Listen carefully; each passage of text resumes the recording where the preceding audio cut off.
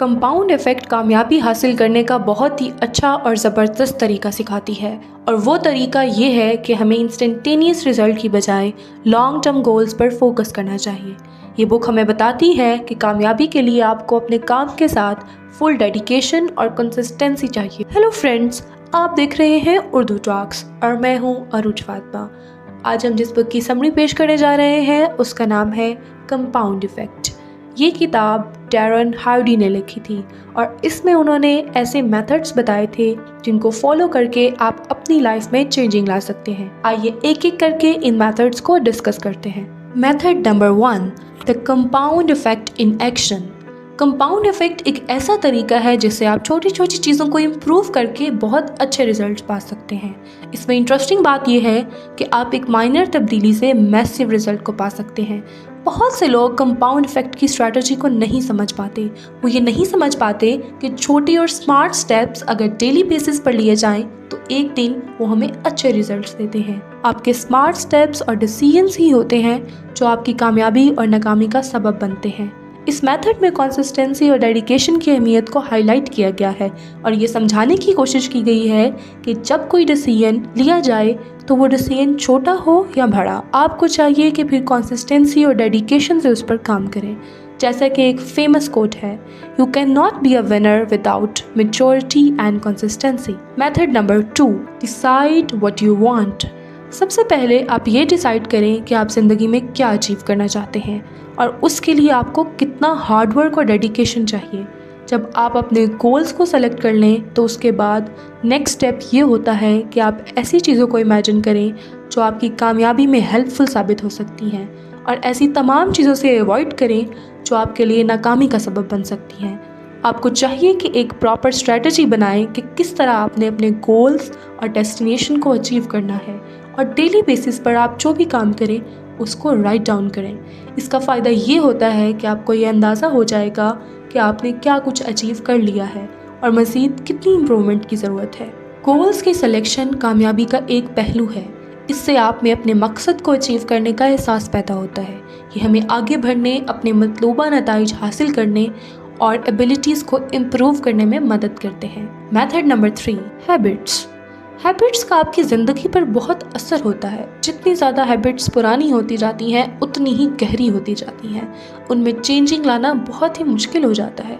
वो चीज़ जो हम दिन में 1 से 2 बार या इससे ज़्यादा करते हैं तो ये हमारी आदत बन जाती है। आदत अच्छी हो या बुरी, 2 तरह की होती है।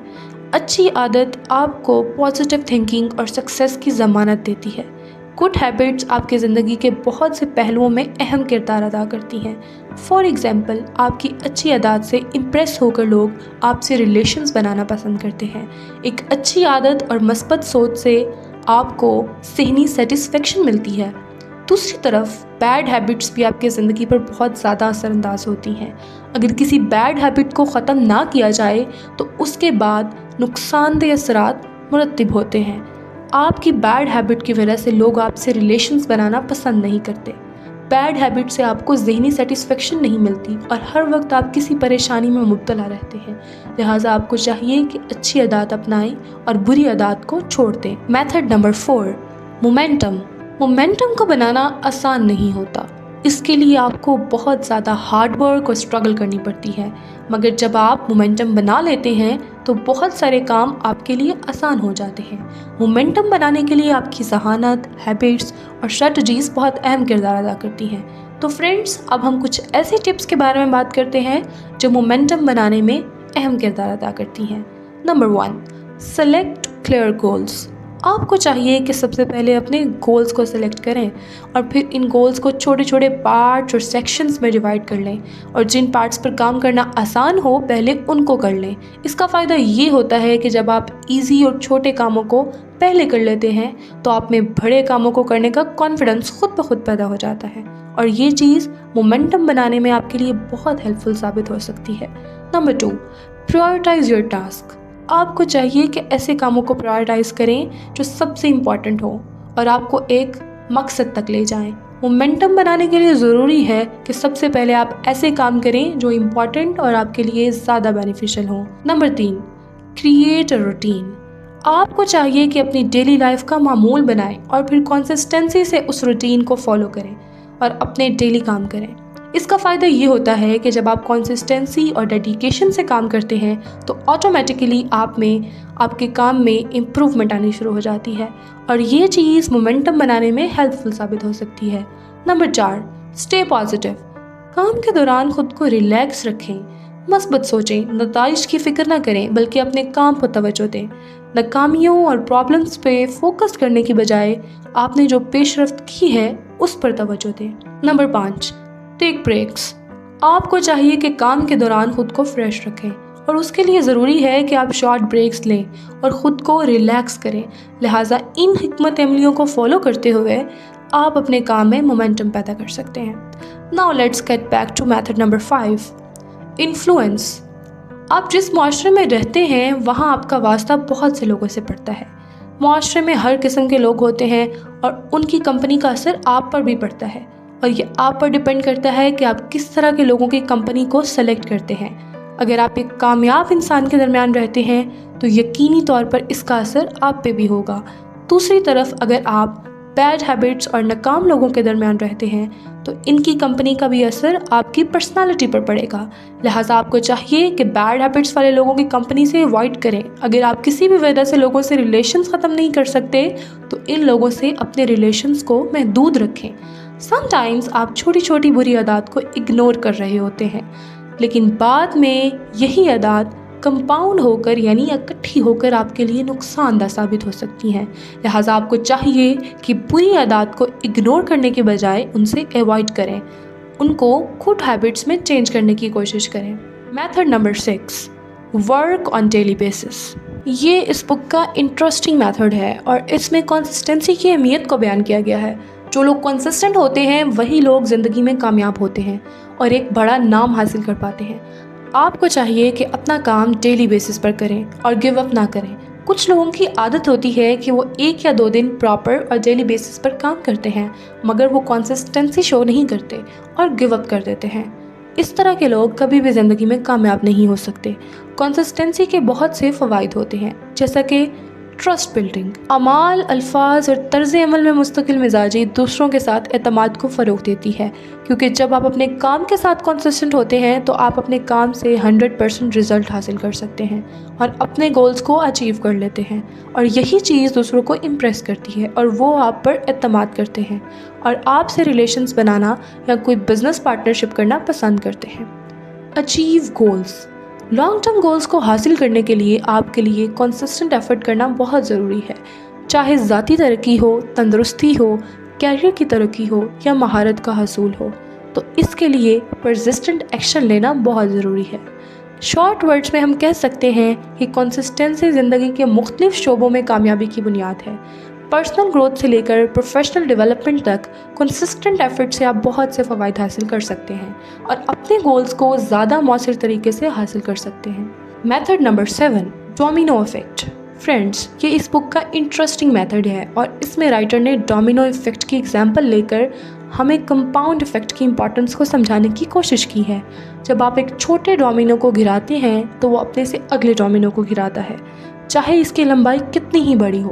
बिल्कुल इसी तरह जब हम कोई एक्शन लेते हैं तो शुरू में इसके रिजल्ट्स बहुत ही स्लो होते हैं मगर आहिस्ता आहिस्ता इसके नतीजे आना शुरू हो जाते हैं और एक दिन आप उसके लिए किए जाने वाले एक्शन से 100% रिजल्ट हासिल कर लेते हैं। तो इस बात से ये नतीजा निकाला जा सकता है कि अगर आप कोई एक्शन लेते हैं तो आपको चाहिए कि खुद पर बिलीव रखें और कंसिस्टेंसी से इस पर काम करें। One day you will achieve your goals and destinations. Method number 8, the power of compounding. अगर हम कंसिस्टेंट रहें तो हमारी सारी एफर्ट्स मिलकर कंपाउंड इफेक्ट जनरेट करती हैं और इसके बाद चीज़ें बहुत तेज़ी से ग्रो करती हैं। और समटाइम्स ऐसा होता है कि हम जो भी एक्शन लेते हैं उसके रिजल्ट्स देर से आते हैं या बेहतर नहीं आते और कुछ लोग डिसहार्ट होकर गिव अप कर देते हैं। इस तरह के लोगों में नाकामी और प्रॉब्लम्स को फेस करने का हौसला या कॉन्फिडेंस ही नहीं होता। फॉर एग्ज़ाम्पल, अगर आपने कोई बिज़नेस शुरू किया है तो बिज़नेस को समझने के लिए, उसके कॉम्पिटिटर्स को अंडरस्टैंड करने के लिए और स्ट्रेटजीज बनाने में आपको काफ़ी टाइम लग सकता है। इसके लिए आपकी कंसिस्टेंसी और हार्ड वर्क बहुत ज़रूरी है। मगर कुछ लोग थोड़े अरसे के लिए बिज़नेस को चलाते हैं, बट जब उनको रिजल्ट्स नहीं मिलते तो वो डिसहार्ट होकर उस बिज़नेस को छोड़ देते हैं। इस तरह के लोग कभी भी ज़िंदगी में कामयाब नहीं हो सकते। तो फ्रेंड्स, हम शॉर्ट वर्ड्स में कह सकते हैं कि अगर आप ज़िंदगी में कामयाब होना चाहते हैं या किसी भी फील्ड में एक्सपर्टीज़ हासिल करना चाहते हैं तो आपको चाहिए कि एक नीच को सेलेक्ट करें और फिर कंसिस्टेंसी से उस पर काम करें। Now we will discuss the key points of the book. तो फ्रेंड्स, अब हम डिस्कस करते हैं इस बुक के key points. Number 1, small actions big impact. इस बात का मतलब ये है कि अगर छोटे छोटे और बाज़ाहिर मामूली एक्शंस वक्त के साथ और कंसिस्टेंसी से लिए जाएं तो एक दिन वो बहुत बड़ी तब्दीली ला सकते हैं। नंबर 2, कंसिस्टेंसी इज़ की। कामयाबी के हसूल के लिए मुस्तकिल मिजाजी बहुत ही अहम है। कामयाबी एक दिन में नहीं मिलती बल्कि मुसलसल एक्शंस लेने से मिलती है। अगर आप कामयाब होना चाहते हैं तो आपको चाहिए कि पॉजिटिव और कंसिस्टेंसी से काम करें। Number 3, choices and habits. ये किताब हमारी चॉइसेस और आदत पर भी रोशनी डालती है। मुस्तकिल तौर पर छोटे और मस्बत एक्शंस हमारे अंदर ऐसी आदत पैदा कर सकते हैं जो कामयाबी का बायस बनती है। Number 4, taking responsibility. ये बुक हमें अपने एक्शंस की जिम्मेदारी लेने की तरगीब देती है। अगर आप किसी भी फील्ड में नाकाम हो जाते हैं तो उसकी जिम्मेदारी दूसरों पर डालने की बजाय खुद इसकी जिम्मेदारी लें और वजह तलाश करें कि किस वजह से आपको नाकामी का सामना करना पड़ा। कंपाउंड इफेक्ट देर बाद तब्दीली पैदा करने और ज़िंदगी के मुख्तलिफ शोबों में कामयाबी हासिल करने के लिए छोटे और मुसलसल एक्शंस की ताकत को बरवेकार लाने की हिकमत अमली फराहम करता है। अगर हम शॉर्ट वर्ड्स में इस बुक को समराइज़ करना चाहें तो वो इस तरह होगा: अगर आप कामयाब होना चाहते हैं तो आपको चाहिए कि जो भी एक्शंस लें फिर उन पर कंसिस्टेंट रहें। अगर किसी फील्ड में नाकामी हो जाए तो गिव अप करने की बजाय ये कोशिश करें कि आप किस तरह अपनी गलतियों पर काबू पा सकते हैं। उम्मीद है आपको हमारी ये short to the point summary पसंद आई होगी। अपनी राय का इजहार कमेंट सेक्शन में ज़रूर कीजिएगा।